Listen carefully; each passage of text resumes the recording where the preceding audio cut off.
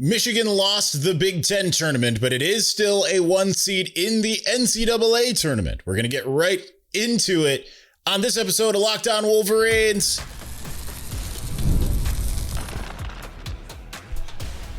You are Locked On Wolverines, your daily podcast on the Michigan Wolverines, part of the Locked On Podcast Network, your team every day. Happy Monday. We're back and doing it. Locked On Wolverines podcast, part of the Locked On Podcast Network. Now, wow, we're off to a rolling start here. Now the number one sports podcast network. I'm your man on the ground, Isaiah Hole, publisher of Wolverines Wire through USA Today Sports Media Group. Thank you to all of our everydayers, who listen to the show every single day. And also big thank you for making us your first listen. First, we'll start off with the Big Ten tournament loss to Purdue, what it means going forward, and then we'll look at the contenders in the Midwest bracket, do a little analysis there, and then finally some football with some comments made by some defensive players that I think are a little tantalizing. And per usual, I don't have everything ready as I needed it to, so that's fun. It's exciting. I'm really happy with that. Here we go. So Michigan loses by 8 to Purdue. Massive credit to Purdue, who I think just ultimately outplayed Michigan. Obviously, tie game at the half, but Michigan kind of didn't really deserve to even have the game tied in a lot of ways. Just they just were really. I mean, the first half was kind of fine. The second half was a bit of a disaster, right? Even when they held Purdue to I think 2 relatively long scoreless streaks after they were shooting literally 90% from the floor. It was shocking I think it was around the 15-minute mark. I go and I look and we use something called Stat Broadcast. I go and I look in the second half, what's their shooting, and they're shooting between 80 and 90%. And Michigan's shooting 25%. Well, of course things were getting away from them. But even then, the game wasn't out of hand.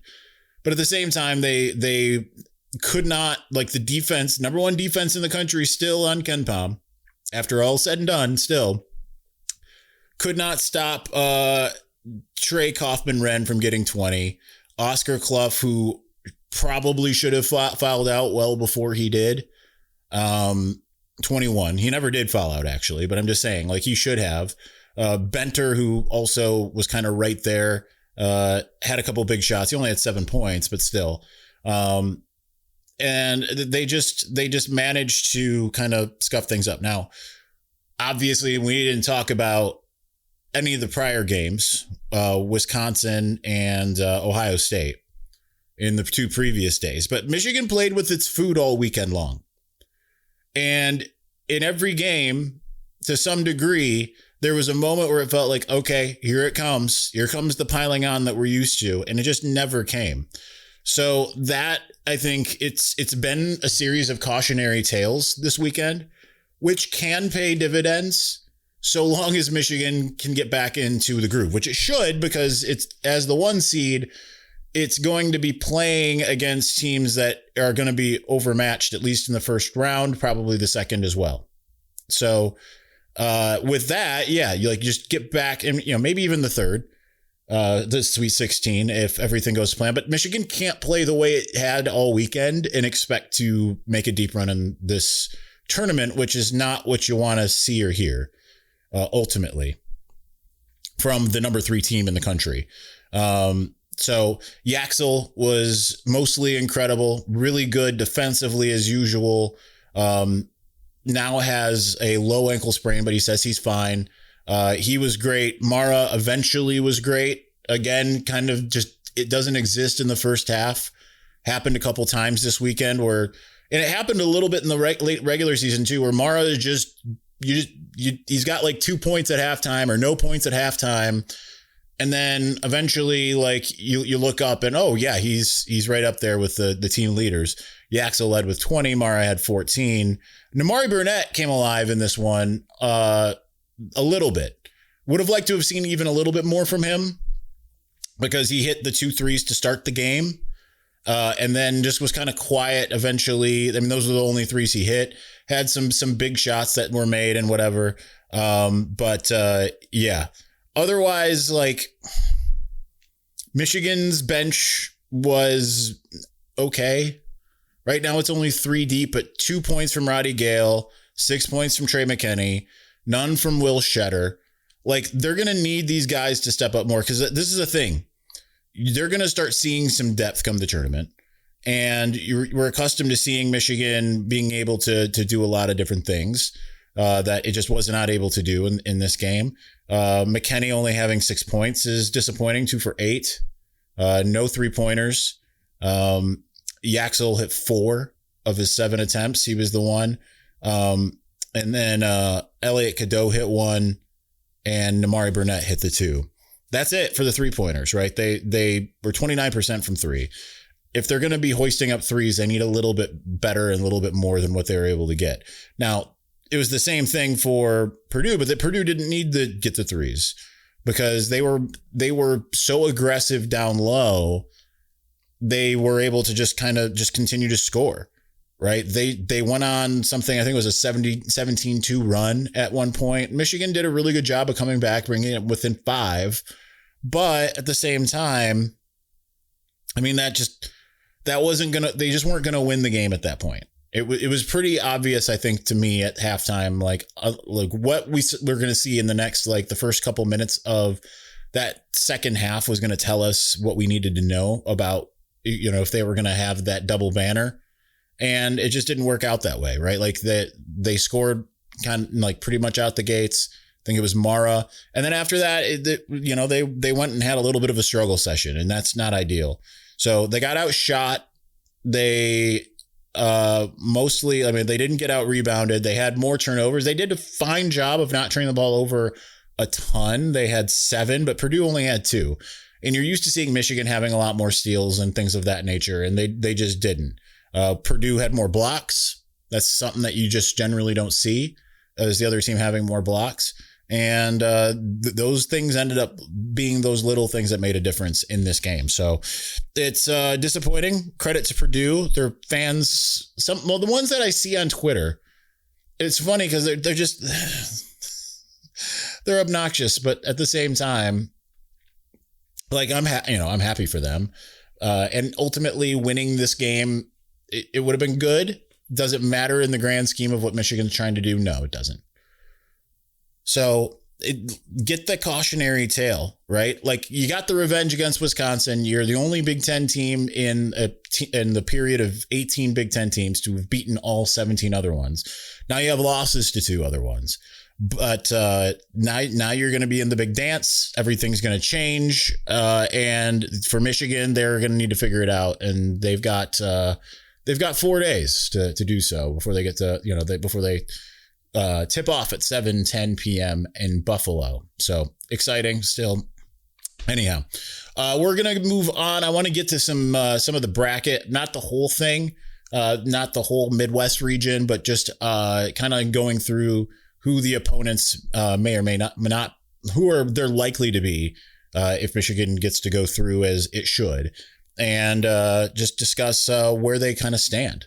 We'll do that here in just a moment. But before we do, college basketball is nonstop, big games, tight spreads, momentum swings every single night. From early tip-offs to late-night West Coast shootouts, there's always action on the board. And now FanDuel is giving you a way to turn that energy into even bigger potential wins with a college basketball parlay profit boost. You can build any college hoops parlay you want, especially now with the NCAA Tournament at hand. You can mix spreads, totals, and player props to match how you see the slate playing out, and you can even apply the profit boost, or then rather, apply the profit boost and instantly bump out the potential payout.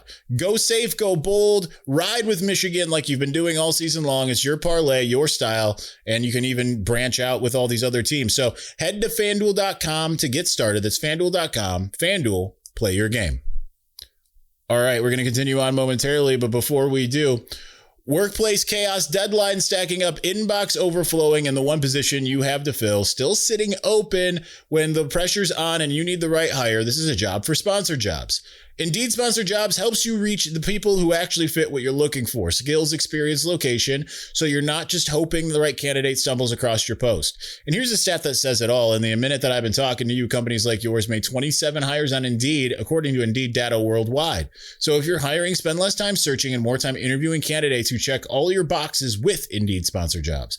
And listeners of this show will get a $75 sponsored job credit to help your job get the premium status it deserves at Indeed.com/podcast. Just go to Indeed.com/podcast right now and support our show by saying you heard about Indeed on this podcast. Indeed.com/podcast. Terms and conditions apply. Need to hire? This is a job for Indeed Sponsored Jobs.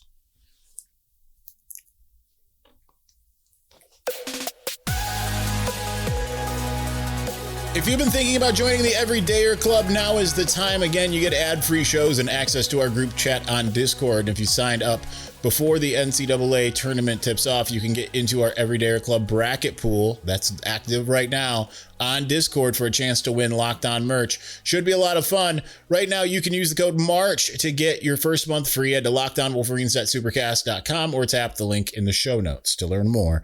All right, so I got to share some ridiculousness about me today.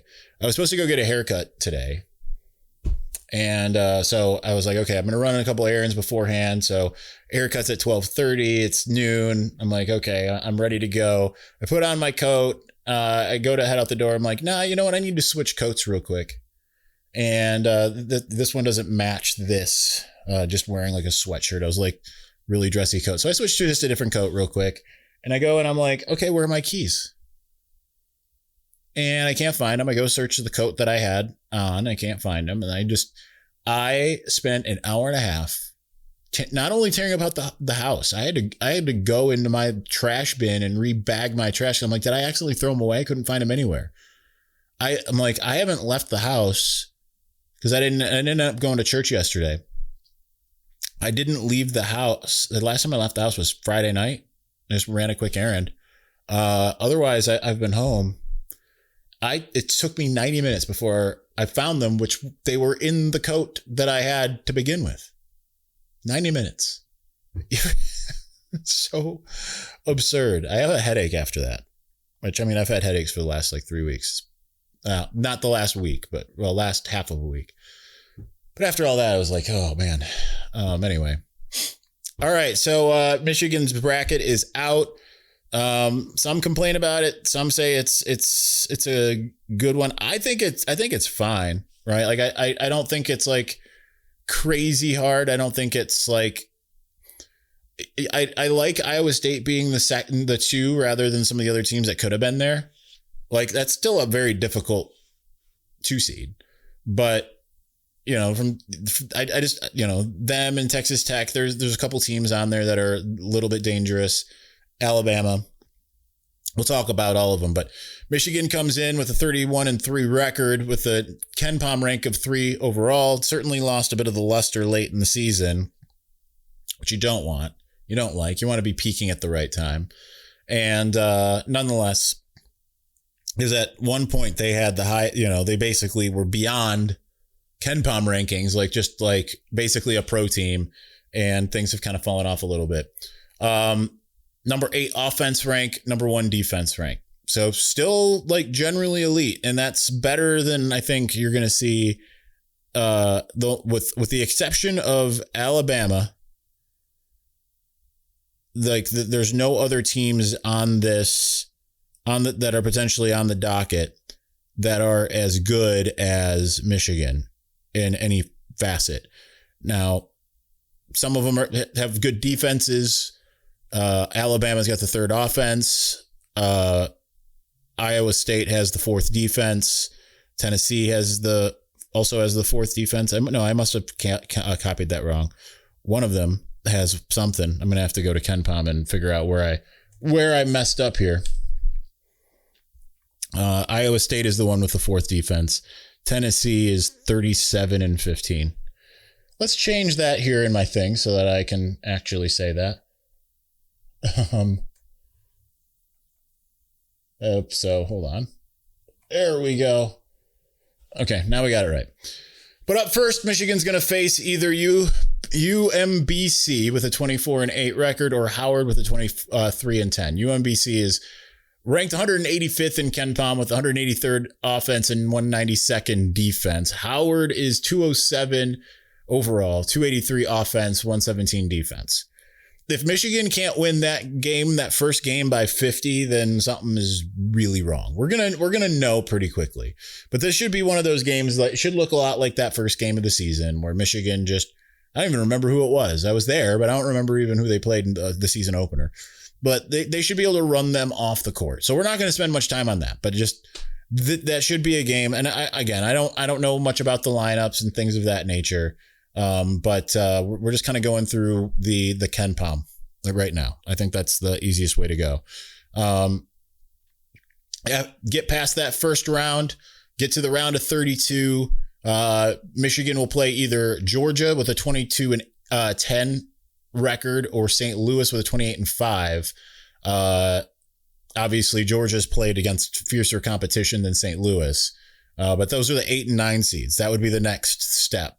Georgia's got an overall KenPom rank of 32. St. Louis is 41.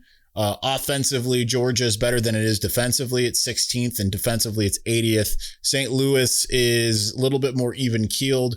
51st ranked offense, 42nd ranked defense. So, I mean, either way you look at it, those are the types of teams now, Michigan, like we said, plays down to its competition sometimes. We've seen that kind of in the last 2 months. Earlier in the year, it wasn't doing that. It was just blowing everybody out aside from the first month. So they're going to need, number one, Yaxel to step up and be dominant, not passive. Number two, you need to get Aday Mara going early. Number three, you need Morez Johnson not to have the debacle of a game he just had. He had 8 points, but it was just not great.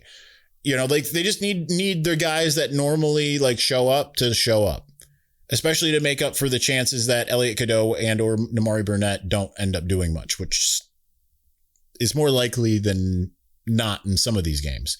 Maybe not these ones, but ultimately, they should be able to get to the Sweet 16.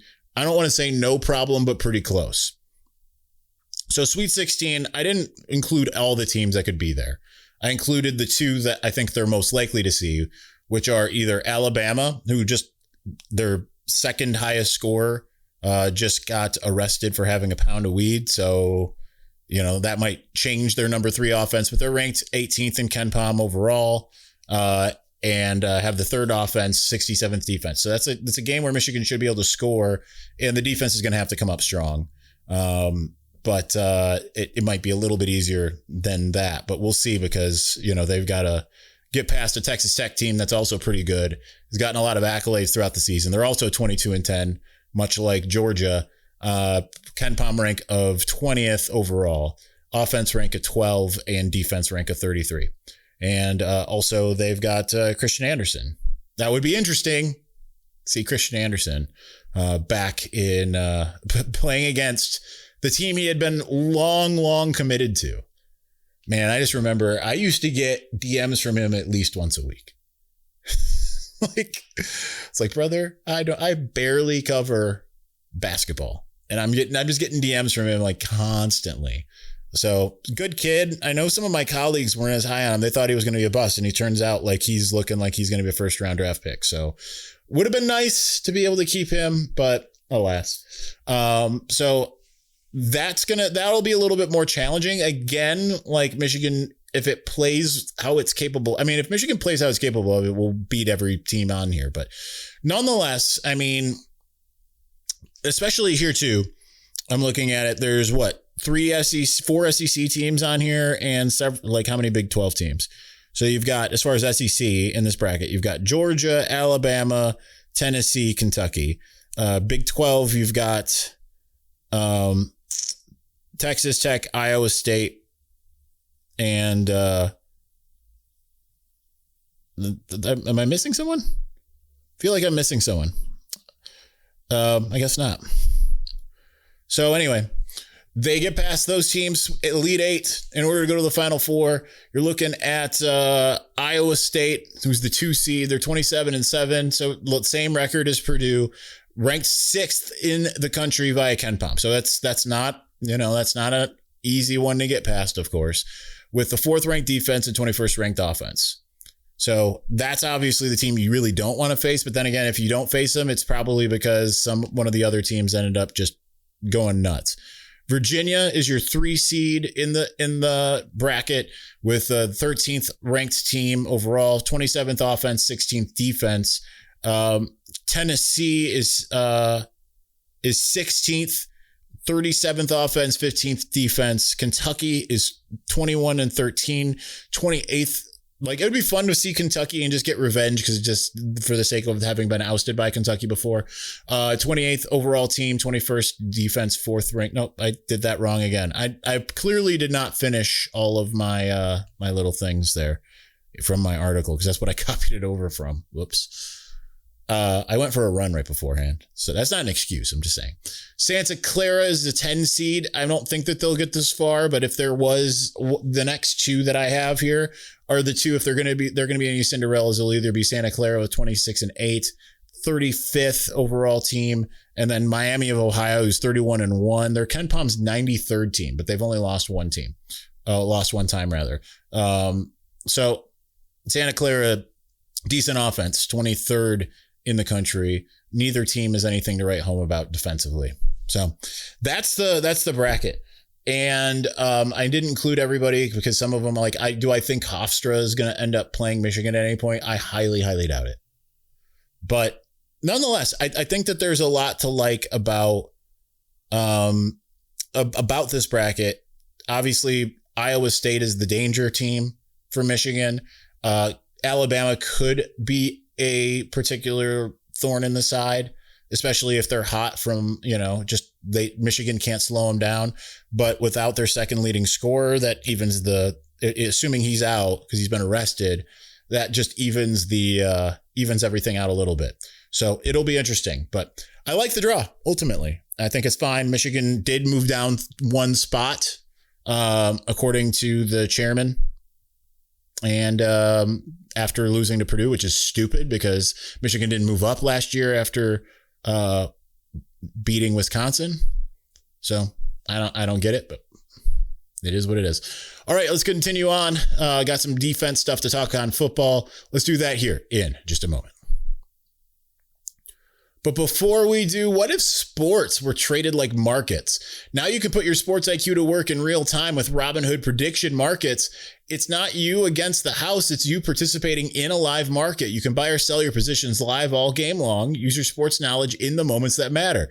Robinhood prediction markets changes the game. It's people moving the action. So when the momentum shifts, you can move with it. I always knew the game, but never had a dynamic way to apply that knowledge. Now I can actually take part live in a market powered by people. You're no longer just a spectator. Play by play, you decide. Trade every play with Robinhood. Now available across the U.S., download the Robinhood app now to begin. Futures and cleared swaps and trading involves a significant risk and is not appropriate for everyone. Event contracts are offered by Robinhood Derivatives, LLC, a registered futures commission merchant and swap firm. All right, we've got one more, and then we'll continue on here. Spring is the perfect time to refresh your space and make your home better for you. Whether it's updating a room, adding some outdoor furniture, or finally organizing that cluttered corner, it's a great chance to bring a fresh look into your home.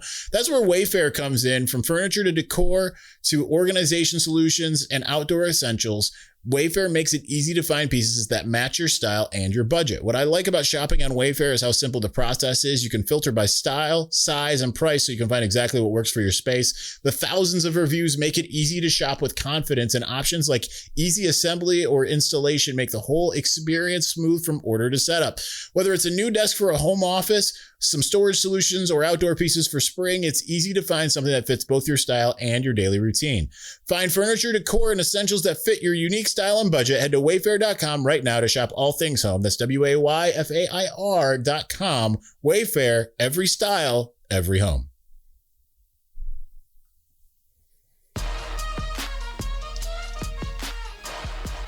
All right, the team show, podcast, I don't know what to call it. Chase Herbstreit's show on YouTube it's provided both just mindless entertainment as well as a little bit of intel. So he sat down Unlike before, he was doing like activities with Jamar Browder and stuff like that. This time he sat down with Jyaire Hill and Nathaniel Owusu-Boateng and started asking about the defense. And after just kind of a bunch of general what have you, I guess. And I thought the quotes were kind of interesting. So let's read them and then react. So Nathaniel Owusu-Boateng says, I would definitely say the defensive scheme that we have this year, it's fast, it's physical. Guys just not thinking too much, just shooting their gun. A big thing that we saw from last year was obviously we didn't get to where we wanted to last year. But with this new coaching staff and with new players and with who can help us get to where we want to, I feel like everybody should be really excited because I know I am. Now, Jyaire Hill says, I feel like one of the things when the fans want to see more excitement, we got more swag, more ball players. So it's going to be a lot of big plays that's going to be made. If they get the fans, they want to see more turnover buffs. You just said buffs. I just put turnover there. So we're going to get that to them for sure. Put a little personality out there, get them a little dance or something. So spring ball starts tomorrow, by the way. So there's that. So like we haven't seen basically what they've been able to do so far is some 7-on-7 type of stuff. A couple things from this, and we're not going to spend a ton of time on this because we're already up against it. But number one, playing fast within the scheme. Now, Jay Hill had already said like it's going to take all the way till fall camp to get everything installed. So if they're already able to start playing fast, that's going to be interesting. But Jaire's comments actually lend to something that I think we need to be cognizant of, because was it 2 years ago? I think 2 years ago. Maybe it was 3, but I think it was 2. BYU under Jay Hill led the country in interceptions.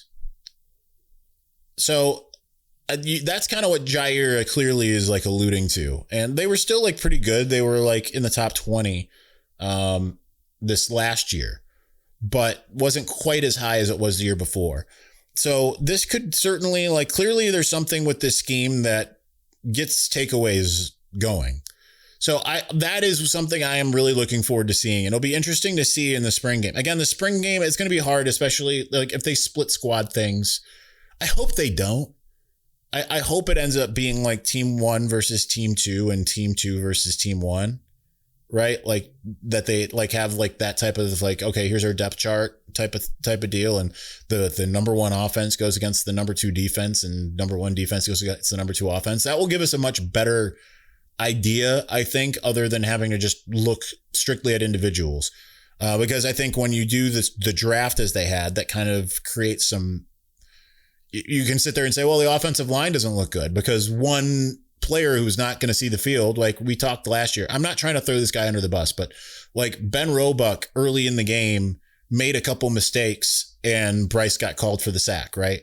And people were like, well, offensive line's terrible. And it's like, well, I don't know that I would say the offensive line is terrible because the other guys upon rewatch did their job. It was just the one guy and that's all it takes.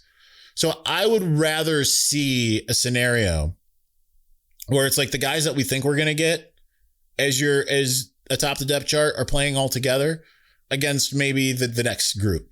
And with that, like where I'll be curious to see, especially if is the number 1 defense against the number 2 offense, how many takeaways they're able to get. How fast do they actually look? Usually defense is ahead of the offense. I don't think that's going to be the case this year personally. But still, like, just like, I know this point in time, you're going to have confidence or at least speak confidently, I would imagine.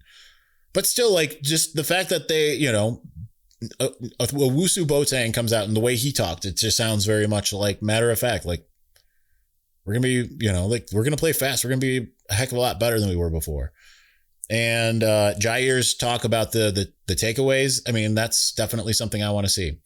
So anyway, that's going to do it for us today. Tomorrow, it'll probably be a drive home episode is the plan. We will be meeting with Kyle Whittingham tomorrow. So we will have our spring game preview talking about what Kyle Whittingham, not spring game, but spring ball preview after everything that Whittingham says. So we will get to that tomorrow. That'll be the plan. Thanks for watching. Thanks for listening. We will talk to you again soon. Peace.